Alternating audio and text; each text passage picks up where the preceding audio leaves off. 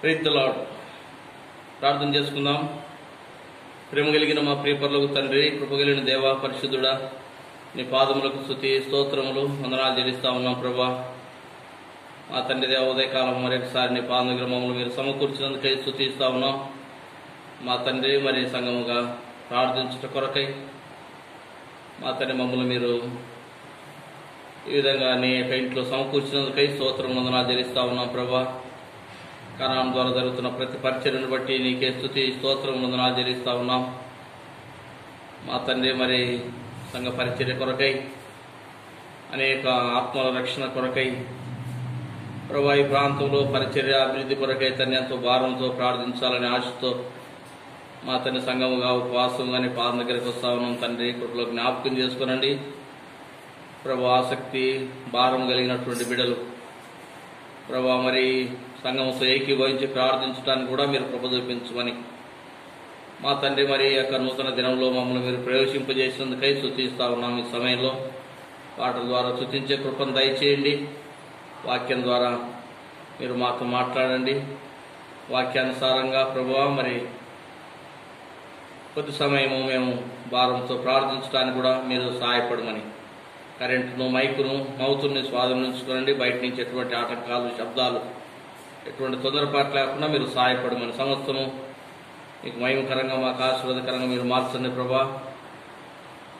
మా తండ్రి మరి లైవ్ ద్వారా కూడా నీ బిడ్డలని మాటలు విని ప్రార్థించడానికి కూడా మీరు కృప చూపించమని ప్రభా నీ వైపు చూస్తూ ఉన్నాం. మీ సహాయం కోరుకుంటా ఉన్నాం. ఘనత, మహిమ, ప్రభావం నీకు ఆరోపించుకుంటూ ప్రారంభం నుంచి చివరి వరకు మీ అధికారము మీరు మాకు అనుగ్రహించి నడిపించమని యేసుక్రీస్తు నామంలో స్తోత్రించి అడిగి వేడుకుంటున్నాం తండ్రి. ఆమేన్.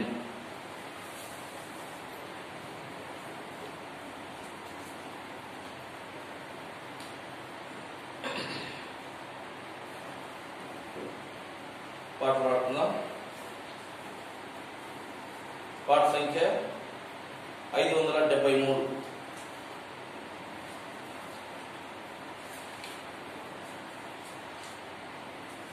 పాత పాట బుక్ లో 486,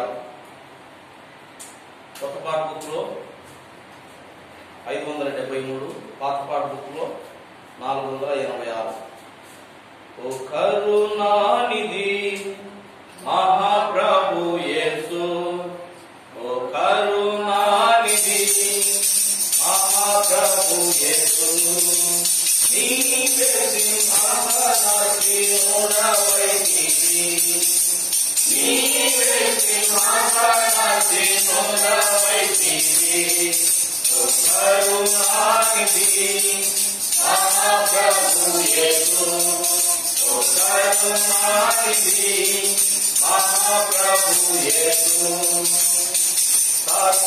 సత్యస్వరూపివి పరిశుద్ధుడవు, సత్యస్వరూపివి పరిశుద్ధుడవు, దావీదు సారము కలిగియున్నావు, దావీదు సారము కలిగియున్నావు, నీవు దేవతినది మూయగలేరు, నీవు దేవతినది మూయగలేరు, బంధించినది తెరువగలేవారు, బంధించినది తెరువగలేవారు, నీ మాధ్యమదే ఓ కరుణానిధి మహాప్రభు యేసు, కరుణానిధి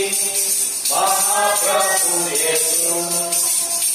సత్యేడు నక్షత్రములు నీకే సకలము, 7 నక్షత్రములు నీకే సకలము, దీపస్తంభముల మధ్య సంచరించెదవు, దీపస్తంభముల మధ్య సంచరించెదవు, జీవించువాడవు ఆదియంతములు, జీవించువాడవు ఆదియంతములు, రెండంతుల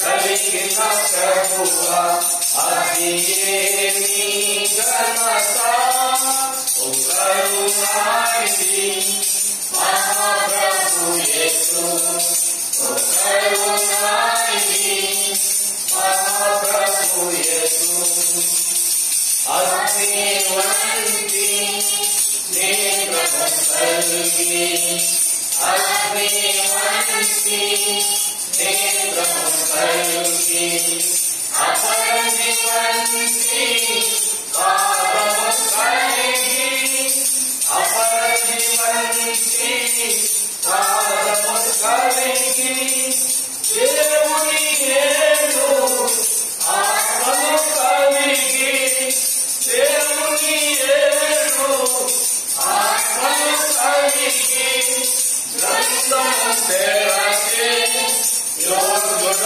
నీవే గ్రంథము తెరచి యోగుడ నీవే ధన్యుడవు నీవే ఓ కరుణానిధి మహాప్రభు యేసు ఓ కరుణానిధి మహాప్రభు యేసు నమ్మకమైన సత్య సాక్షియు నమ్మకమైన సత్య సాక్షియు సర్వ సృష్టికి సదయుండి సర్వ సృష్టికి సదయుండి నీతిమంతుడు బాహు ద్వారమయుడు నీతిమంతుడు బాహు ద్వారమయుడు విశ్వాసంతుడు శక్తిమంతుడు విశ్వాసంతుడు శక్తిమంతుడు ఆమేన్ అనువాడు ఓ కరుణానిధి మహాప్రభు యేసు ఓ కరుణానిధి మహాప్రభు యేసు ఎరుగరు ప్రభుని స్తుతించెదరు ఎరుగరు ప్రభుని స్తుతించెదరు సాగిల పడెదరు కృతజ్ఞుడై సాగిల పడెదరు కృతజ్ఞుడై ఆస్తే ప్రియు దేవి వంతు ఆస్తే ప్రియు దేవి వంతు ప్రభువా నీవే అగరవంతు ప్రభువా నీవే అగరవంతు నిన్ను కొనియాడెదము ఓ కరుణానిధి మహాప్రభు యేసు ఓ కరుణానిధి మహాప్రభు యేసు నీవే సింహాసనాసీనుడవైతివి నీవే సింహాసనాసీనుడవైతివి ఓ కరుణానిధి మహాప్రభు యేసు ఓ కరుణానిధి మహాప్రభు యేసు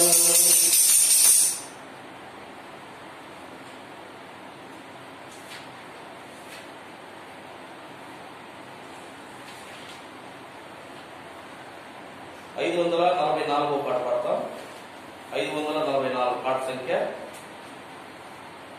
పల్లవి మొదటి 2 చరణాలు ఆఖరి 3 చరణాలు పాడతాం పాట సంఖ్య 544 పాత పాట బుక్ లో 457 పల్లవి మొదటి 2 చరణాలు 5, 6, 7 చరణాలు పాడతాం ప్రభు యేసు నా రక్షక కన్నులు నాకు నిరతాను నిన్ను చూడా ప్రభు యేసు నా రక్షక కన్నులు నాకు నిరతాను నిన్ను చూడా అయ్యో నీవే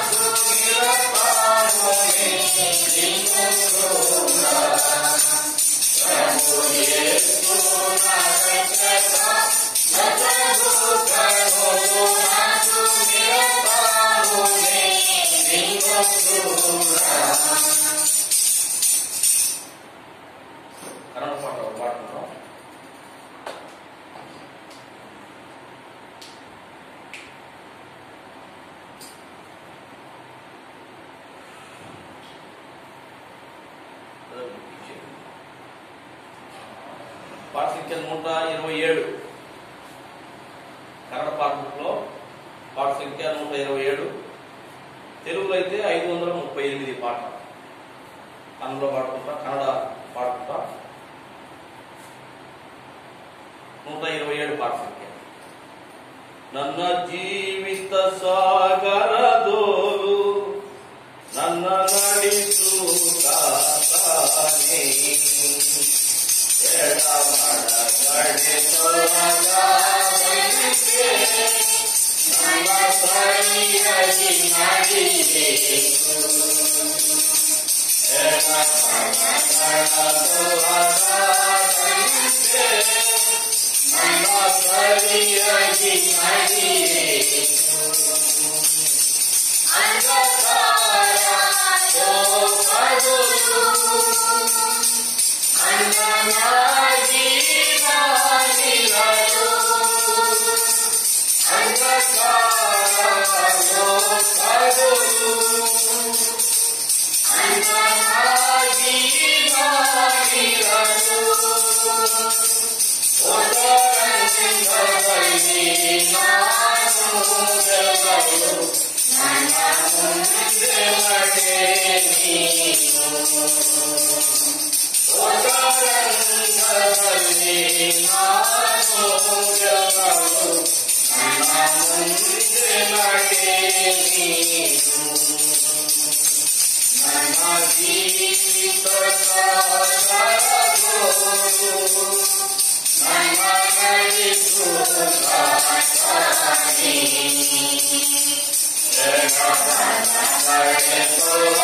ಎಡಮನಗಳೆತೊಳಗಾಗಲಿಕ್ಕೆ ನನ್ನ ಸರಿಯಾಗಿ ನಡೆಯಬೇಕು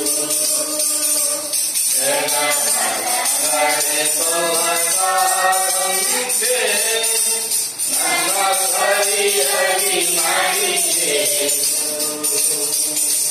ಲೋಕ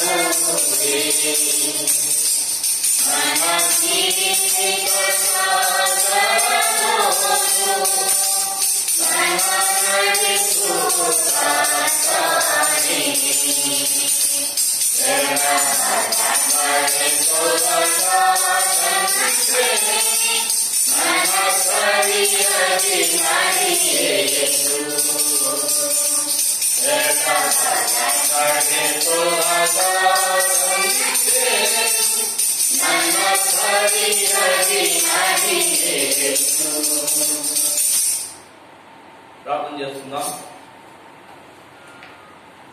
ప్రేమ కలిగిన మా ప్రియపులకు తండ్రి, కృప కలిగిన దేవా, పరిశుద్ధుడా, నీ పాదములకు స్తుతి స్తోత్రములు వందనాలు చెల్లిస్తా ఉన్నాం ప్రభా. ఈ సమయంలో ఇంతవరకు పాటల ద్వారా నేను స్తుతించి నేను మైంపరచడానికి ఇచ్చిన మంచి సమయము, మంచి వాతావరణాన్ని బట్టి కూడా నేను స్తుతిస్తా ఉన్నాం ప్రభా.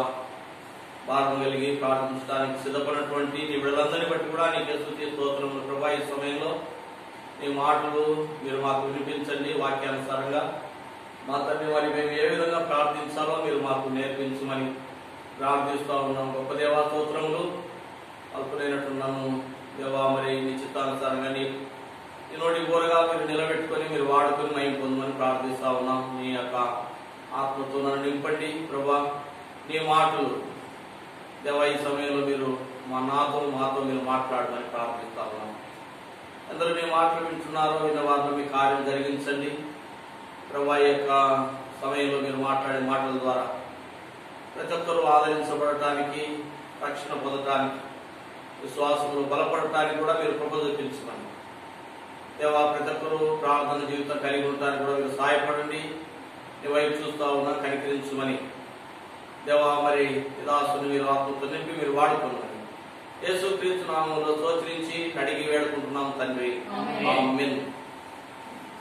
ఇలా ప్రార్థించు కొరకై పరిశుద్ధ గ్రంథంలో కొన్ని మాటలు మనం చదువుకొని దేవుని వాక్యాన్ని మనం ధ్యానించుకుందాం. ఆదికాండము 4వ అధ్యాయము మొదటి 7 వచనాలు కలిసి చదువుకుందాం. ఆదికాండము 4వ అధ్యాయము మొదటి వచనం నుంచి 7వ వచనం వరకు మనము కలిసి చదువుకుందాం. ఆదాము తన భార్య అయిన హవ్వను పుట్టినప్పుడు ఆమె గర్భవతి కయ్యను కని యెహోవా దయ వలన నేను ఒక మనిషిని సంపాదించుకున్నాను.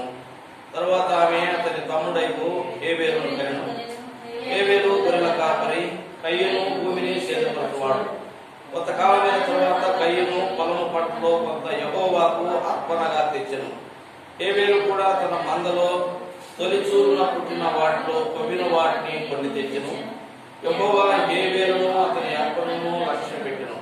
కయ్యను అతని అర్పణను ఆయన లక్ష్య పెట్టలేదు. కాబట్టి కయ్యనుకు మిక్కిల కోపం వచ్చి అతడు తన ముఖము చిన్నబుచ్చుకొనగా యెహోవా కయీనుతో నీకు కోపమేలా? ముఖము చిన్నపుచ్చుకున్నావేమి? నీవు సత్క్రియ చేసిన యెడల తలెత్తుకొనవా? సత్క్రియ చేయని యెడల వాకిట పాపము పొంచియుండును. నీ యెడల దానికి వాంఛ కలుగును, నీవు దాన్ని ఏలుదువలెను. కింద కూడా ఒక మాట చదువుకుంటా. 13-14 వచనాలు. 13-14 వచనాలు కలిసి చదువుకుందాం. అందుకు కయీను, నా దోష శిక్ష నేను భరించలేనంత గొప్పది. నేడు ఈ ప్రదేశం నన్ను వెలగొట్టివి. నీ సన్నిధికి రాకుండా వెలివేయబడి దిగులు పడచ్చు భూమి మీద దేశ దిమ్మరినైతును. కావున నన్ను కనుగొని వాడెవడో వాడు నన్ను చంపునని యెహోవాతో అనెను. ప్రభు యొక్క సమయంలో ఈ మాటల ద్వారా మనతో మాట్లాడడం కాక పిల్లలు చదువుతున్నటువంటి భాగము, మరి దేవుడు మరి ఆదాము హవ్వలను ఏదైనా వనంలో నుంచి మరి వారిని వెలగొట్టిన తర్వాత వారికి కలిగినటువంటి మొదటి సంతానం ఇక్కడ మనం జ్ఞాపకం చేసుకుంటా ఉన్నాం. ఆదాము తన భార్య అయిన హవ్వను కూడినప్పుడు ఆమె గర్భవతి కయీనును కని, యెహోవా దయ వలన నేను ఒక మనిషిని సంపాదించుకున్నాను. తర్వాత ఆమె అతని తమ్ముడైన హేబేలును కనెను. హేబేలు గొర్రెల కాపరి, కయీను భూమిని సేద్యపరచువాడు. కనుక ఇక్కడ మనం జ్ఞాపకం చేసుకుంటా ఉన్నాం పిల్లరా. మరి దేవుడు ఆదాము హవ్వలను ఆయన సృష్టించినాడు ఆయన పోలికలో. వారిని ఏదైనా వనంలో నుంచి వారిని ఆయన బయటికి వెళ్ళగొట్టినాడు. ఎందుకు వారు వెళ్ళగొట్టబడ్డారు? మనందరికీ తెలిసినటువంటి విషయాలు. వారు దేవుని యొక్క ఆజ్ఞను అతిక్రమించినారు కాబట్టి మరి వారు అక్కడి నుండి ఆయన వారిని పంపించినాడు. వారు ఏదైనా వనంలో నుంచి బయటకు వచ్చేసి వారు ఆ యొక్క భూమిని చెమటగార్చి పండించాలని. తర్వాత ఇక్కడ 4వ అధ్యాయంలో మనం చూస్తా ఉన్నాం. దేవుడు ఇచ్చినటువంటి ఆజ్ఞ మేరకు మరి వారికి సంతానము కలుగుతూ వచ్చిందన్నమాట. మొదటి సంతానము మనుషుల ద్వారా మొట్టమొదట కలిగినటువంటి సంతానము కయీను అన్నమాట. కయీను, హేబేలు వీరిద్దరు మరి ఆదాము హవ్వల యొక్క కుమారులు అయి ఉంటా ఉన్నారు. మొదటి కుమారుడు కయీను, రెండవ కుమారుడు హేబేలు. వీరిద్దరు కూడా మరి కయీను భూమిని సేద్యపరిచేవాడు. కయీనేమో భూమిని సేద్యపరిచేవాడు, హేబేలు గొర్రెలు కాసినటువంటి వాడు. కనుక పిల్లలు ఇక్కడ మనం ప్రార్థించిన కొరకై మరి ఇక్కడ ఈ మాట మనం జ్ఞాపకం చేసుకుంటా ఉన్నాం. సంఘముగా మనం ప్రార్థించిన కొరకై. అయితే పిల్లల యొక్క ఇద్దరు 4వ వచనంలో చూస్తాం. 3-4 వచనాలు. కొంతకాలమైన తరువాత కయీను పొలం పట్టులో కొంత యెహోవాకు అర్పణగా తెచ్చెను. హేబేలు కూడా తన మందలో తొలిచూలును పుట్టిన వాటిలో కొవ్విన వాటిని కొన్ని తెచ్చెను. యెహోవా హేబేలును అతని అర్పణను లక్ష్య పెట్టినాడు. కనుక వీరిద్దరు మరి కయీను భూమిని సేద్యపరిచినటువంటి వాడు, వ్యవసాయం చేసేవాడు. హేబేలు గొర్రెలు కాసుకున్నాడు. వీరిద్దరు కూడా దేవుడు వారిని కాపాడుతూ ఉన్నందుకు కొరకై వారు దేవునికి అర్పణలు తెచ్చినట్టుగా ఇక్కడ రాయబడ్డది అన్నమాట. కయీను పొలం పండిస్తా ఉన్నాడు. ఆ పొలం పంటలో కొత్త తీసుకొని వచ్చినాడు. హేబేలు కూడా ఆ గొర్రెలలో నుంచి మరి ప్రభు దగ్గరికి అర్పణ తీసుకొని వచ్చినాడు. ఈ ఇద్దరి అర్పణలో ఎవరి అర్పణలు దేవుడు అంగీకరించినాడని ఇక్కడ అంటున్నాడంటే, చిన్నవాడైనటువంటి హేబేలు యొక్క అర్పణలు దేవుడు అంగీకరించినాడు. ఈ అర్పణలు అంగీకరించినందుకు చూడండి, ఇక్కడ మనం చూస్తా ఉన్నాం 5వ వచనం. కయీనును అతని అర్పణను ఆయన లక్ష్య పెట్టలేదు కాబట్టి కయీనుకు మిక్కిలి కోపం వచ్చి అతడు తన ముఖము చిన్నబుచ్చుకున్నాడు. కనుక ఇక్కడ రాయబడ్డది అన్నమాట. వారిద్దరు దేవునికి అర్పణలు తెచ్చినారు. వారిద్దరు అర్పణలో చిన్నవాణి యొక్క అర్పణ దేవుడు అంగీకరించినాడు, పెద్దవాణి యొక్క అర్పణ దేవుడు అంగీకరించలేదు. ఎందుకు అక్కడ దేవుడు వారి యొక్క అర్పణలు పెద్దవాడి యొక్క అర్పణలు అంగీకరించలేదు? పిల్లలు ఇక్కడ మన అంశము అది కాదు. కాబట్టి మన ప్రార్థన కొరకై మనము సిద్ధపడట కొరకై ఈ యొక్క మాట మనం చదువుకుంటా ఉన్నాం. ఏదేమైనప్పటికీ పిల్లలు ఇక్కడ దేవుడు కయీను తెచ్చినటువంటి అర్పణ ప్రభు అక్కడ అంగీకరించలేదు. కాబట్టి ప్రభుకు అంగీకారమైనటువంటి అర్పణ హేబేలు తీసుకొచ్చినాడు. ఆ యొక్క అర్పణలు, తమ్ముని యొక్క అర్పణలు దేవుడు అంగీకరించడానికి అన్నలో ఏమొచ్చిందంటే కోపం వచ్చేసింది అన్నాడు. ఎవరి మీద కోపపడతా ఉన్నాడు? తమ్ముని మీద కోపపడతా ఉన్నాడు. ఎందుకు నా అర్పణ దేవుడు అంగీకరించలేదు అనేటటువంటి ఆలోచన కలిగి ఉండి దేవునికి ఇష్టమైనటువంటి అర్పణ తీసుకురావాలన్నటువంటి ఆలోచన ఈ అన్నలో లేదు. కానీ నాకంటే మంచి అర్పణ, లేకపోతే దేవుడు మెచ్చుకునేటటువంటి విధానంలో నా తమ్ముడు వెళ్ళినాడు అనేటటువంటి ఈర్ష్య వెంటనే ఈ యొక్క అన్నలో ప్రవేశించింది. కాబట్టి ఈ యొక్క కయ్యను ఏమైపోతున్నాడంటే కోపంతో నింపబడ్డాడు. తన తమ్ముని మీద మిక్కిలి కోపడ్డాడంటాడు. తన యొక్క అర్పణ అంగీకరించకుండా దేవుడు తన తమ్ముని యొక్క అర్పణ అంగీకరించినందుకు కొరకై కయ్యను మిక్కిలి కోప్పడి అతని ముఖమును ఏం చేసుకున్నాడంట? చిన్నబుచ్చుకున్నాడు. ముఖములో ఉన్నటువంటి కళ పోయిందనమాట. కయ్యను ముఖము చిన్నబుచ్చుకున్నాడు. కాబట్టి ఆ యొక్క కయ్యనులో కోపం వచ్చేసింది. తన ముఖం చిన్నగా, అంటే సంతోషం లేదు. ఈ యొక్క విషయాలు ఎప్పుడైతే తను గ్రహించినాడో తన ముఖమును చిన్నబుచ్చుకొని ఎంత కోపంతో నిండి ఉన్నాడు. అప్పుడు దేవుడు ఆ కయ్యనుతో మాట్లాడుతూ ఉన్నాడు. చూడండి 6వ వచనంలో, యెహోవా కయ్యనుతో, నీకు కోపమేలా, ముఖము చిన్నబుచ్చుకున్నావేమి, నీవు సత్క్రియ చేసిన ఎడల తలెత్తుకొనవా. కనుక ఇక్కడ దేవుడు అడుగుతా ఉన్నాడు అనమాట. కయ్యను అడుగుతున్నాడు, కయ్యను నీకు కోపం ఎలా, ముఖము చిన్నబుచ్చుకున్నావెందుకు? కయ్యను యొక్క ముఖము చిన్నబుచ్చుకున్నాడు. కయ్యను కోపంతో నింపబడ్డాడు, తన ముఖాన్ని చిన్నబుచ్చుకున్నాడు. కయ్యను తర్వాత ఏమైపోయినాడంటే అక్కడ తన తల ఎత్తుకోకుండా తల కూడా కిందికి ఉంచుకొని పోతా ఉన్నాడు. దేవుడు వెంటనే కయ్యను పిలిచి చెప్తా ఉన్నాడు అన్నమాట, కయ్యను ఎందుకు నీ ముఖాన్ని నువ్వు చిన్నబుచ్చుకున్నావు? నీకెందుకు అంత కోపం వస్తా ఉంది? నువ్వెందుకు అంత తల ఉంచుకొని వెళ్తా ఉన్నావు? ఈ మాటలు దేవుడు అతనితో, ఆ కయ్యనుతో మాట్లాడుతూ అంటా ఉన్నాడు, నీవు సత్క్రియ చేసిన ఎడల తలెత్తుకొనవా, సత్క్రియ చేయని ఎడల వాకిట పాపము పంచేయుడును. కనుక పిల్లరా, దేవుడు అతనితో మాట్లాడుతూ ఉన్నాడు అన్నమాట. కయ్యనుతో మాట్లాడుతూ ఉన్నాడు. కయ్యను, ఎందుకు నీ ముఖమును నువ్వు చిన్నబుచ్చుకున్నావు? నీవెందుకు కోపంతో నింపబడ్డావు?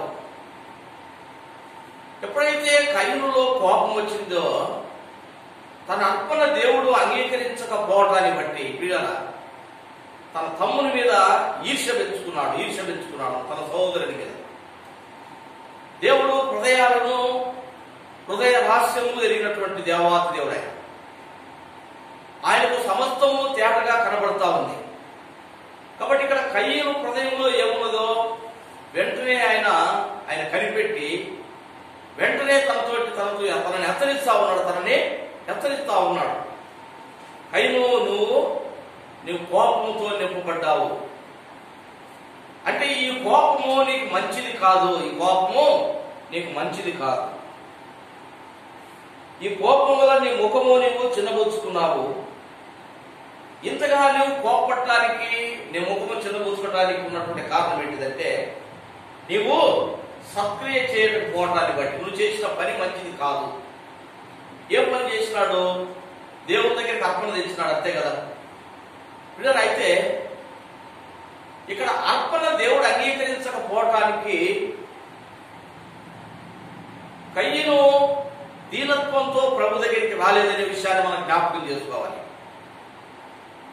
కయ్యను దీనత్వంతో ప్రభువుకు ఎంతో దీనుడై అర్పించినట్టుగా ఒకవేళ ఉండింటే పిల్లరా దేవుడు అంగీకరించుండేవాడు. అంతేకాకుండా మొట్టమొదట దేవుని దగ్గరికి రావటంలో హేబేలు యొక్క అర్పణ దేవుడు అంగీకరించినాడు ఇక్కడ రాస్తా ఉన్నాడు. అంటే తన పాపముల నిమిత్తమే మొట్టమొదట పశ్చాత్తాపడుతూ హేబేలు దేవుని దగ్గరికి అర్పణ తీసుకుని వచ్చినాడు. మొట్టమొదట దేవుని దగ్గరికి మనం వస్తున్నప్పుడు ఏం చేయాలంటే మొట్టమొదట మనలో ఉన్నటువంటి పాపములను ప్రభు దగ్గర ఒప్పుకోవాలి, విడిచిపెట్టాలి, క్షమాపణ అడగాలన్నమాట. తన యొక్క తల్లిదండ్రుల ద్వారా తన యొక్క జన్మను తెలుసుకున్నటువంటి హేబేలు పిల్లరా తన పాపిని ఎట్లా గ్రహించగలుగుతాడు? ఇక్కడ అర్పణ, బలి, పాపము నిమిత్తమై చిందించవలసినటువంటి బలికి సూచనగా ఇక్కడ మనం జ్ఞాపకం చేసుకుంటున్నాం హేబేలు అర్పించినటువంటి అర్పణ. అయితే ఇక్కడ కయీనైతే తన యొక్క పాపమును లక్ష్య పెట్టకుండా ఏదో దేవునింటికి బహుమానం లేకపోతే అర్పణ తీసుకుని వస్తా ఉన్నాడు. మొట్టమొదట పిల్లరా ప్రభు దగ్గరికి వచ్చేటప్పుడు మనము చేయవలసింది ఏంటిదంటే ప్రభుకు మనం అర్పించాల్సింది మన హృదయాన్ని ప్రభుకు అర్పించాలి, మన పాపములను ప్రభు దగ్గర ఒప్పుకోవాలన్నమాట. హేబేలు ఆ విధంగా చేసినాడు కాబట్టి హేబేలు యొక్క అర్పణ దేవుడు అంగీకరించినాడు, కయీను యొక్క అర్పణ అంగీకరించబడలేదు. ఎప్పుడైతే తన తమ్ముని యొక్క అర్పణ తన తమ్ముడు ఏ విధంగా అయితే ఆ విధంగా దేవుని యందు భయభక్తులతో ప్రభు ఇంటికి వచ్చినాడో ఈ యొక్క అన్నలో ఆ యొక్క కోపంతో రగిలిపోతా ఉన్నాడు కయీను. తన ముఖము చిన్నబుచ్చుకున్నాడు. ఇదిగో నా తమ్ముని యొక్క అర్పణ దేవుడు అంగీకరించినాడు, నేను కూడా అదే విధంగా నా యొక్క పాపము నిమిత్తమైంది మొట్టమొదట నేను కూడా బలి అర్పించాలనే ఆలోచన లేకపోతే అటువంటి తగ్గింపు కయీనులో రాలేదు. కానీ తను వెంటనే కోపంతో నింపబడ్డాడు, ఈర్ష్యతో నింపబడ్డాడు. కాబట్టి ఇక్కడ దేవుడు అతనితో మాట్లాడి తనని హెచ్చరిస్తా ఉన్నాడు, కయీను నువ్వు కోపంతో నింపబడ్డావు, నువ్వు ఎందుకు ముఖం చిన్నబుచ్చుకున్నావు, నువ్వు సత్క్రియ చేస్తే నీవు తల ఎత్తుకొని ఉండలేవా? కాబట్టి తన క్రియలు చెడ్డగా ఉంటున్నాయనే విషయాన్ని మనం జ్ఞాపకం చేసుకొని కయీను యొక్క క్రియలు ప్రభు అంటా ఉన్నాడు, నీ క్రియలు నీ సత్క్రియలు చేస్తే నువ్వు మంచి పనులు చేస్తా ఉంటే తలెత్తుకుని ఉంటావు కదా. చెడ పనులు చేసేవారు లేకపోతే పిల్లరా లోకానుసారంగా జీవించినటువంటి వారు ఏదో ఒక దినంలో వారు తలదించుకోవాల్సినటువంటి పరిస్థితి వస్తూనే ఉంటుంది అన్నమాట. పిల్లలు ఇక్కడ మనం జ్ఞాపకం చేసుకుంటా ఉన్నాం, కయీను తలదించుకునేటటువంటి పరిస్థితి ఎదురైంది. తన యొక్క మరి అర్పణ దేవుడు అంగీకరించలేదని ప్రభు దగ్గర తలదించుకొని పోతా ఉన్నాడు. వెంటనే దేవుడు అతనితో మాట్లాడి ఏమంటున్నాడు అంటే సత్క్రియ చేసిన ఎడల సత్క్రియ చేయని ఎడల అంటా ఉన్నాడు. కనుక సత్క్రియ చేయని ఎడల పాపము పొంచియుడును, నీ ఎడల దానికి వాంఛ కలుగును, నీవు దానిని ఏలుతావు. పిల్లలు ఇక్కడ మనం జ్ఞాపకం చేసుకోవాలన్నమాట. కయీను కోపముతో నింపబడ్డాడు, తను సత్క్రియ చేయటం లేదు. ప్రభు తనని హెచ్చరించినాడు. హెచ్చరించిన వెంటనే ప్రభువా మరి నాలో ఉన్నటువంటి యొక్క క్రియలు నీకు ఇష్టమైనటువంటి విధానంలో ఉండాలనేటటువంటి ఉద్దేశము కయీను కలిగి ఉండలేదు. కానీ పిల్లరా దేవుడు వెంటనే తన హృదయ కయీనులో ఉన్నటువంటి ఆ యొక్క ఆలోచన ఎరిగిన వాడై వెంటనే దేవుడు కయీనును హెచ్చరించినాడు అన్నమాట. ఆ యొక్క హెచ్చరికను కయీను ఏం చేసినాడంట, పెడచెవున పెట్టినాడు. దేవుడి మాట తను వినలేదు. ఇక్కడంటా ఉన్నాడు, కోపముతో నీవు సత్క్రియ చేయని ఎడల వాకిట పాపము పొంచి ఉండును. ఇక్కడ పాపము అనే మాట మొట్టమొదటిసారి ఇక్కడ బైబిల్లో రాయబడతా ఉంది అన్నమాట. ఆదాము హవ్వలు ఏదేను వనములో దేవుని యొక్క ఆజ్ఞను వారు అతిక్రమించినారు. ఆ పండును తిన్నప్పుడు అక్కడ పాపం అనే మాట రాయలేదన్నమాట. దేవుడు అక్కడ దేవుని ఆజ్ఞను వారు అతిక్రమించినారు, దేవుని కోపం తెప్పించినారు, వారిని దేవుడు అక్కడి నుంచి పంపించేసినాడు. ఇక్కడ దేవుడు మొదటిసారిగా ఇక్కడ బైబిల్లో మనం చూస్తా ఉన్నాం, పాపం అనే మాట ఇక్కడ కనబడుతుంది మొట్టమొదటిసారి. సత్క్రియ చేయకపోవటాన్ని బట్టి పాపము ప్రవేశిస్తూ ఉందనే విషయాన్ని మనం జ్ఞాపకం చేసుకోవాలన్నమాట. కయీనులో ఉన్నటువంటి ఆ కోపం ద్వారా తలదించుకోవటం, కోపముతో నింపబడి ఏం చేస్తా ఉన్నాడంటే అసూయతో నింపబడ్డాడు. ఏం చేసినాడంటే తర్వాత కింది వచనాల్లో తన తమ్ముణ్ణి పొలంలో చంపేసినాడు అన్నమాట. ఈ పాపం అనేది ఎట్లా చేస్తా ఉంది అంటే దేవుని యొక్క ఆజ్ఞను అతిక్రమించేదిగా చేస్తా ఉంది. ఈ దినాల్లో మనం చూస్తా ఉన్నాం చాలా మంది.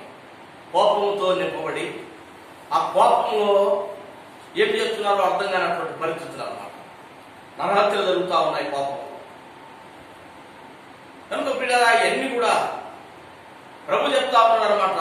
నీవు కోపంతో నింపబడ్డావు, నీవు సత్క్రియ చేయాలి. నీ క్రియలు మంచి అయి ఉండాలి. నీ క్రియలు మంచి కాకపోతే పాపము ఏమంటుందంట, వాకిట పాపము పొంచి ఉంది, నీ వలన దానికి వాంఛ కలుగును, దానిని నీవు ఏలతావు అని ఆ దినమున దేవుడు చెప్పినటువంటి మాట ప్రకారం పిల్లల వాక్యంలో ఈ కోపము చేత ఆ పాపము పొంచి ఉన్నటువంటి పాపము మానవుడు ఏళ్తా ఉన్నాడు అన్నమాట. మానవుడు ఎలా ఏళ్తా ఉన్నాడు. కాబట్టి దేవుని బిడ్డలైనటువంటి మనము పిల్లల, దేవుడు మనల్ని తన వాక్యం ద్వారా ఒకవేళ ఎక్కడైనా మనం తప్పిపోతా ఉంటే మనల్ని ఆయన వాక్యం ద్వారా మనం గద్దించినప్పుడు మనం ఏం చేయాలంటే ప్రభు వైపు మనం తిరగాలి. ఎంతో ప్రేమతో అక్కడ దేవుడు కయ్యూనుతో మాట్లాడుతూ ఉన్నాడు. కయ్యూను, ఎందుకు నువ్వు కోపం చిన్నబుచ్చుకున్నావు, నీవు ముఖం చిన్నబుచ్చుకున్నావు, ఎందుకు నువ్వు కోపంతో నింపబడ్డావు, నువ్వు ఎందుకు తలదించుకొని ఉన్నావు ప్రభువా అని ప్రభు దగ్గర ఒకవేళ ఇదిగో నా అర్పణను అంగీకరించలేదు కాబట్టి నేను కూడా నువ్వు అంగీకరించేటటువంటి అర్పణ నీ దగ్గర తీసుకొని వస్తాను అని ఒకవేళ దేవుని దగ్గర కయ్యూను అడిగింటే బాగుండేదేమో. అయితే ఆ విధంగా ఉండాలనుకోలేదు. కానీ దేవుడు హెచ్చరించిన తర్వాత కూడా తను ప్రభు ఎంతో స్పష్టంగా దేవుడు ఎంతో స్పష్టంగా అక్కడ కయ్యూను చెప్తా ఉన్నాడు, వాటిలో పాపం పొంచి ఉంది, జాగ్రత్త. నువ్వు కోపంతో నింపబడినట్లయితే నీ యెడల దానికి వాంఛ కలుగుతుంది, దాన్ని నువ్వు ఏలాల్సింది వస్తుంది నీ జీవితాంతం. పిల్లరా, భూమి మీద మనం చూస్తా ఉన్నాం ఈ కోపంతోనే ఎన్నో విధాలుగా సహోదరులను చంపుకోవటం. ఎక్కడ చూసినా కూడా మనకి ఇవే ఎదురవుతా ఉన్నాయి. ఎక్కడ చూసినా కూడా పిల్లలు యుద్ధాలు జరుగుతూ ఉన్నాయి, దేశాల మీద దేశాలు ఒకరినొకరు చంపుకుంటా ఉన్నారు. కారణం కోపంతో నింపబడటం. ఆ దినం నుంచి భూమి మీద మనుషుల కోపము, ఆ కోపం ద్వారా వచ్చినటువంటి వాంఛ లేకపోతే పాపము మనుషుడు దాన్ని ఏలబట్టటువంటి స్థితికి వచ్చేసినాడు అన్నమాట. దేవుని మాట వెనక తన కోపంతో నింపబడి తమ్ముని మీద ఈర్ష్య పెంచుకొని తన తమ్ముని చంపినాడు. ఎవరు? కయ్యూను. అయినా కూడా తర్వాత దేవుడు అడుగుతా ఉన్నాడు. చూడండి 10వ వచనంలో, 10వ వచనం చదవండి. అప్పుడు ఆయన నువ్వు చేసిన పని ఏమిటి? నీ తమ్ముని యొక్క 9వ వచనం చదవండి. యెహోవా నీ తమ్ముడైన హేబెలు ఎక్కడ ఉన్నాడని కయ్యూను అడగగా అతడు నేను ఎరుగను, నా తమ్మునికి నేను కావలి వాడనా అంటా ఉన్నాడు అన్నమాట. చూడండి ఏం చేసినాడట? 8వ వచనంలో పొలంలో తన తమ్ముడిని చంపినాడు కయ్యూను కోపంతో. ఆ కోపంతో తన తమ్ముని చంపినాడు అన్నమాట. ఈర్ష్య పెంచుకున్నాడు. వెంటనే దేవుడు ఆ కయ్యూనుతో అడుగుతా ఉన్నాడు, నీ తమ్ముడు ఎక్కడా అన్నాడు. అప్పుడైనా దేవునికి సమస్తము ఆయన చూస్తా ఉన్నాడనే విషయాన్ని కయ్యూను గ్రహించకుండా నా తమ్మునికి నేను కాపలి వాడినా, ఆడెక్కడున్నాడో నాకేం తెలుసు అంటా ఉన్నాడు. దేవుడు వెంటనే అంటా ఉన్నాడు, ఇదిగో 10వ వచనం అంటా ఉన్నాడు, నీ తమ్ముని రక్తము యొక్క స్వరము నేలలో నుండి నాకు మొరపెడుతుంది. నిరపరాధి యొక్క రక్తము నేలలో నుండి మొరపెడతా ఉంది అంటాడు. నేలలో నుండి హేబెలు యొక్క రక్తము నేలలో నుంచి ప్రభుకు మొరపెడుతూ వచ్చింది. ఆ మొర దేవుడు ఆలకించినాడు. చూడండి పిల్లలు, కయ్యూను తను చేసినటువంటిది ఎవరు చూడలేదనుకున్నాడు. పొలంలో సమస్తమును చూస్తున్నటువంటి దేవుడు మరి దేవుడి దగ్గర తన యొక్క తప్పిదములు ఒప్పుకోకుండా ఏమంటున్నాడంటే నా తమ్మునికి నేను కాపలి వాడినా ఆ కోపంతోటి జరిగినటువంటి తప్పుడైనా ఒప్పుకుంటా ఉన్నాడా? అప్పుడు కూడా కయ్యను ఒప్పుకోకుండా దేవునితో ఎంతో మరి దీనత్వం లేకుండా తను మాట్లాడుతూ వచ్చినాడు. వెంటనే దేవుడు అతను తట్టా ఉన్నాడు అన్నమాట. ఇదిగో 11వ వచనం, కావున నీ తమ్ముని రక్తమును నీ చేతిలో నుండి పుచ్చుకొనుటకు నోరు తెరిచిన ఈ నేల మీద ఉండకుండా నీవు శపించబడిన వాడవు. నీవు నేలను శేషపరుచున్నప్పుడు అది తన సారమును ఇక మీదట నీకియదు. నీవు భూమి మీద దిగులు పడుచు దేశ దిమ్మరివై నువ్వు పిల్లలు ఇక్కడ ఏమైపోతా ఉన్నాడు? ఎంత కష్టపడేసి తను పంట పండించాలని ప్రయత్నం చేసినా కూడా ఆ పంట భూమి సారం ఎప్పుడు పోతా ఉంది. కారణం తను దేవుని దగ్గర విధేయత లేకపోవటాన్ని బట్టి. కాబట్టి దేవుని దగ్గర తన యొక్క తప్పిదము తను ఒప్పుకోకుండా ఇంకా తన యొక్క తప్పిదమును తను కప్పిపెట్టుకుంటూ కోపంతో జీవిస్తా ఉన్నాడు. కనుక పిల్లరా, ఆ విధంగా కయ్యను దేశదిమ్మలైపోవడం చేసినటువంటి ఆ వ్యవసాయం కూడా సరిగా పంట పండకుండా ఆ యొక్క భూమి సారమేయకుండా పోయిందంటండి. దేవుని బిడ్డలైనటువంటి మనము అనేక సందర్భాల్లో మనం చేస్తున్నటువంటి పనులు ఫలించకపోవడానికి కారణాలు కూడా కొన్ని మన యొక్క అవిధేయతకు గుర్తులని కూడా మనం జ్ఞాపకం చేసుకోవాలన్నమాట. ఎప్పుడైతే దేవుడు మనతో వాక్యం ద్వారా మాట్లాడుతున్నాడో ఆ వాక్యం ద్వారా మనం ఏం చేయాలంటే, ప్రభువా ఇదిగో మరి నా బలహీనతను నాకు చూపెట్టినావు, ఈ బలహీనత నాలో నుంచి నువ్వే తీసేసే అని ఎప్పుడైతే మనం ప్రార్థన చేస్తామో ప్రియులారా, ప్రభు దగ్గర క్షమాపణ అడుగుతామో ప్రభు మనల్ని క్షమిస్తాడు. అందుకే సామెతల గ్రంథం అంటాడు అనమాట, అతిక్రమమును దాచిపెట్టువాడు వర్ధిల్లుడు, వాటిని ఒప్పుకొని విడిచిపెట్టువాడు కనికరింపబడతాడు. కనుక ఇక్కడ కయ్యను తప్పు చేసినాడు. ప్రభు దగ్గర ఆ తప్పును ఒప్పుకోవాలి కదా. ఒప్పుకోకుండా ఏమంటున్నాడంటే, నా తమ్మునికి నేను కాపలివాన్నా. కాబట్టి ప్రియులారా, ఈ సమయంలో దేవుడు మనతో మాట్లాడుతూ ఉన్నాడు. ప్రభు ఇక్కడ కయ్యనుతో అంటా ఉన్నాడు, నువ్వు సత్క్రియ చేసినట్లయితే నువ్వు తలెత్తుకోవా. కనుక మన క్రియలు ఎట్లా ఉంటా ఉన్నాయి, మన క్రియలు ఎట్లా ఉంటా ఉన్నాయి. హెబ్రీయులకు రాసిన పత్రిక 12వ అధ్యాయంలో ఒక మాట జ్ఞాపకం చేసుకుందాం. హెబ్రీయులకు రాసిన పత్రిక 12వ అధ్యాయము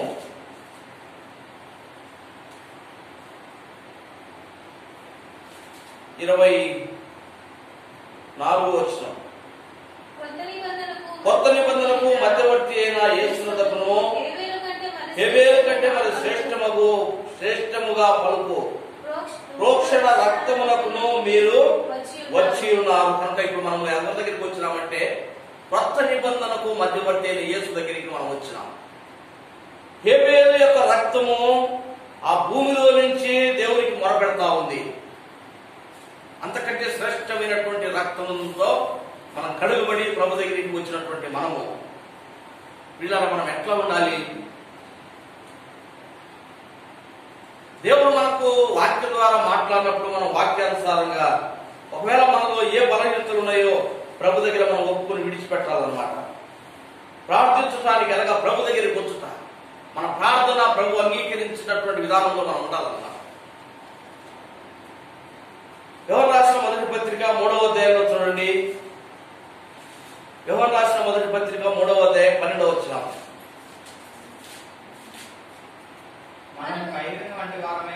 మనము కయ్యను వంటి వారమై ఉండరాదు, వాడు దుష్టుని సంబంధి అయి తన సహోదరుని చంపెను. వాడు అతని ఎందుకు చంపెను? తన క్రియలు చెడ్డవియు, తన సహోదరుని క్రియలు నీతి గలవి అయి నిండెను కనుకనే కదా. కనుక పిల్లలు ఇక్కడ దేవుడు మనతో మాట్లాడుతా. దేవుడు అంటా ఉన్నాడు, మనం కయ్యను లాగా మనం ఉండకూడదు. కయ్యను ఎట్లా ఉన్నాడంట? కోపముతో ఉన్నాడు. దేవుని బిడ్డలకు ఏముండకూడదంట? ఈ కోపాలు. మనం కయ్యను వంటి వారమై మనం ఉండకూడదు. వాడు ఎవరి సంబంధి అయిపోయినాడు అంటండి? దుష్టిని సంబంధి అయిపోయినాడు. దేవుడు తనకు చెప్తూ వచ్చినాడు అనమాట. వాకిట పాపం పొంచి ఉంది. నువ్వు మంచి క్రియలు చేస్తావు, నువ్వు మంచి పనులు చేస్తావు, కోపంతో నువ్వు ఉండి పాపము చేసినట్లయితే ఆ యొక్క పాపము వాకిట పాపం పొంచింది, అది దాన్ని నువ్వు ఏలాల్సింది వస్తుంది, జాగ్రత్త అని దేవుడు కయీనుతో చెప్పినాడు అన్నమాట. అయితే కయీను దుష్టుని సంబంధుడిగా ఉండి ఏం చేసినాడంటే తన తమ్ముడిని చంపినాడు. అందుకే దేవుడు చెప్తా ఉన్నాడు, ఆయన రక్తము చేత కడగమన్నటువంటి మనం హెబ్రీయులకు రాసిన పత్రిక 12వ అధ్యాయంలో మనం చదువుకున్నాం. హేబేలు కంటే శ్రేష్టమైనటువంటి క్రొత్త నిబంధనకు మధ్యవర్తిగా ఉన్నటువంటి యేసుక్రీస్తు యొక్క రక్తము దగ్గరికి వచ్చినటువంటి మనం అందరం కూడా ఎట్లా ఉండాలంటే కయ్యూనులాగా మనం ఉండకూడదు. మన బలహీనత లేదో లేకపోతే ప్రభు మనతో మాట్లాడినప్పుడు ఆ యొక్క వాక్యం ద్వారా మనల్ని మనము సరి చేసుకునేటటువంటి విధానంలో మనం ఉండాలి. ఆ విధంగా లేక ఇదిగో ఈ దినాల్లో మనం చూస్తూ ఉన్నాం, కుటుంబాల్లో చూస్తూ ఉన్నాం, స్నేహితుల మధ్యలో చూస్తూ ఉన్నాం. చదువుకుంటున్నప్పుడు స్నేహితులలో కూడా ఏమవుతుందంటే ఆ మార్కులలో వాళ్ళ స్నేహితుడికి ఇతనికంటే ఎక్కువ మార్కులు వస్తే అది భరించలేకపోతారు కొంతమంది. అతనికంటే నేను ఎక్కువగా చదవాలనే విధంగా ఉండదు, కానీ ఏ విధంగా అతన్ని చదవలేకుండా చేయాలి పిల్లలలో కూడా మనం చూస్తూ ఉన్నాం. పెద్దలలో కూడా అటువంటి ఈర్ష్యలు ఉంటా ఉన్నాం. సంఘాలలో ఈర్ష్యలు, విశ్వాసుల జీవితాలు కూడా ప్రభు పిల్లలమైనటువంటి మనం ప్రియాల లోకస్తుల్లాగా ఉండకూడదు. కయ్యూను దుష్టుల సంబంధి అయిపోయినాడు కాబట్టి కోపంతో నింపబడ్డాడు, పాపం చేసినాడు, తన సహోదరుని చంపినాడు. ప్రభు పిల్లలమైనటువంటి మనం ఎట్లా ఉండాలి? ఈ దుష్టుల సంబంధులుగా మనం ఉండకూడదు. కాబట్టి ఇక్కడ దుష్టుల సంబంధులుగా ఉండి నరహత్య చేసినాడు కయ్యూను. యేసు ప్రభు వారి తన సహోదరులు లేక తన యొక్క యూదులే ఆయన చంపినారు, శిలువ వేసి. దేని ద్వారా చంపగలిగినారు? ఈర్ష్యతోటి ఆయన చంపినారు. మత్తయి సువార్త చూడండి, మత్తయి సువార్త 23వ అధ్యాయం 35వ వచనం చదవండి. 23వ అధ్యాయం 35వ వచనంలో నీతిమంతుడైన హేబేలు రక్తం మొదలుకొని బలిపీఠమునకును దేవాలయమునకును మధ్య మీరు చంపిన వరకీయ కుమారుడు జకర్యా రక్తం వరకు భూమి మీద చిందించబడిన నీతిమంతుల రక్తం అంతయు చూడండి. ఇక్కడ అంటా ఉన్నాడు, హేబేలు దగ్గర నుంచి దుష్టుడైనటువంటి వారు, ఆయన దుష్టులు సంబంధులుగా ఉండి లోకము యొక్క పాపము వారు ఏవలసిన పరిస్థితి వచ్చిందనమాట. పాపముతో నింపబడి చూడండి, మనం జ్ఞాపకం చేసుకుంటా ఉన్నాం అన్నమాట. ప్రవక్తలు తప్పుతూ వచ్చినారు. ఎందుకు తప్పుతూ వచ్చినారంట? వాళ్ళ క్రియలు చెడ్డవి. ఆ ప్రవక్తలు దేవుని యొక్క మాట వాళ్ళు చెబుతూ వచ్చాన్ని బట్టి వారి మీద కోపం తెచ్చుకుంటూ ప్రవక్తలను తప్పుతూ వచ్చినారు పాత నిబంధనల గ్రంథంలో. కాబట్టి ఇక్కడ ప్రభు చెప్తా ఉన్నాడు వారితో, ఇదిగో నీతిమంతుడైన హేబేలు రక్తం మొదలుకొని బలిపీఠమునకును దేవాలయమునకును మధ్య మీరు చంపిన బరకీయ కుమారుడకు జకర్యా రక్తం వరకు భూమి మీద చిందించబడిన నీతిమంతుల రక్తము మీ మీదికి వస్తుతా ఉంది. కట్టుపిడారా, ఎవరి మీదికి? పాపాత్ములైనటువంటి వారికి, రక్తము చిందించే వారి మీదికి. ప్రభు బిడ్డలు ఎట్లా ఉండాలంటే, ప్రభు మనతో మాట్లాడినప్పుడు మనం దీనులమై తగ్గించుకోవాలన్నమాట. ప్రభు అక్కడ దేవుడు అక్కడ చెప్తూ వచ్చినాడు, నీ క్రియలు చెడ్డవి కాదు కాబట్టి నువ్వు కోపంతో నింపబడి పాపం చేస్తా ఉన్నావు. నీ జీవితాంతము ఆ పాపాన్ని నువ్వు ఏలాల్సింది వస్తుంది. జాగ్రత్త, కయ్యూను దేవుని మాట వినలేదు కాబట్టి పిల్లరా ఏమైపోయినాడు? కయ్యూను శపించబడ్డాడు. తను చేస్తున్నటువంటి పొలము లేకపోతే వ్యవసాయం ఫలింపలేకపోయిందనమాట. దేశ దిమ్మరైపోతా ఉన్నాడు. ఆదికాండం 4వ అధ్యాయం 13-14 వచ్చిన వాళ్ళు అంటా ఉన్నాడు అనమాట. ఇదిగో ఈ విధంగా ఉండి నేను ఇక్కడి నుంచి వెలివేయబడతా ఉన్నాను, నీ ద్వారా నన్ను కనుగొన్నవాడు నన్ను చంపుతాడని అంటా ఉన్నాడు. కాబట్టి మీరు అటువంటి స్థితి కయ్యూనికి ఎందుకు వచ్చింది? తనలో ఉన్నటువంటి పాపం లేక తను చేసినటువంటి తప్పిదమునైనా దేవుని దగ్గర ప్రభువా క్షమించు అని అడగలేదు. తను ప్రభు దగ్గరికి వచ్చి అంటా ఉన్నాడు, నేను నా తమ్ముని వానికి కాపలవాడినా, నేను నా పని ఏదో నాకే సరిపోవటం లేదు. కాబట్టి ఇప్పుడు సమస్తం దేవుడు చూస్తా ఉన్నాడు. అందుకే అక్కడ అంటూ ఉన్నాడు అనమాట, నీ తమ్ముని యొక్క రక్తమును పుచ్చుకున్నటువంటి యొక్క భూమి మొరపెడతా ఉంది. దేవుడు సమస్తం చూస్తా ఉన్నాడు. కాబట్టి ప్రభు పిల్లలైనటువంటి మనం దీనులపై తగ్గించుకోవాలి. ప్రభువుకు అంగీకారమైనటువంటి జీవితం మనం జీవించాలి. ఏవేలాగా ఒకవేళ ఆ విధంగా ఉండలేకపోతున్నామా, ప్రభు దగ్గర ఒప్పుకున్నా విడిచిపెడతాం. వారి అర్పణ హేబేలు అర్పణ అంగీకరించిన మన ప్రార్థన అర్పణలాగా ధూపంలాగా ఆయనకి చేరాలంటే ఆయనకు అంగీకారమైనటువంటి జీవితంలో మనం జీవించాలి. ఒకవేళ అటువంటి జీవితం జీవించలేకపోతున్నామా, మన బలహీనత లేదో ప్రభు దగ్గర కప్పిపెట్టుకోకూడదు అనమాట. ఒప్పుకోవాలి, విడిచిపెట్టాలి. కనికరిస్తాడు దేవుడు మనం. అటువంటి స్థితిలో మనము మన బలహీనత లేదో ప్రభు దగ్గర ఒప్పుకొని విడిచిపెట్టి ప్రభు దగ్గర మన అక్కర నిమిత్తమై ప్రార్థన చేద్దాం. దేవుడు కొన్ని మాటలు దీవించును గాక. పిల్లరా, మరి సంఘ పరిచర్య కొరకై, రేపటి దిన పరిచర్య కొరకై భారంగా ప్రార్థన చేయండి. ఉదయకాలం ఆరాధన కొరకు మరి ఎటువంటి ఆటంకాలు ఎదురు కాకుండా దేవుని బిడ్డలు సరైన రావడానికి కూడా ఈ యొక్క అంశంల కొరకై, సంఘ పరిచర్యపై, మరి ఈ కరోనా వ్యాధిని దేవుడు తగ్గించడం కొరకై మరలా మంచి వాతావరణము మన భారతదేశంలో ఉన్నలాగా ఈ కర్ణాటక ఈ ప్రాంతంలో కూడా పరిచర్య విస్తరించినట్టుగా మరి మనం క్లుప్తంగా ఒకరి తర్వాత ఒకరు ప్రార్థన చేస్తాం. దేవుడు కొన్ని మాటలు దీవించుగా.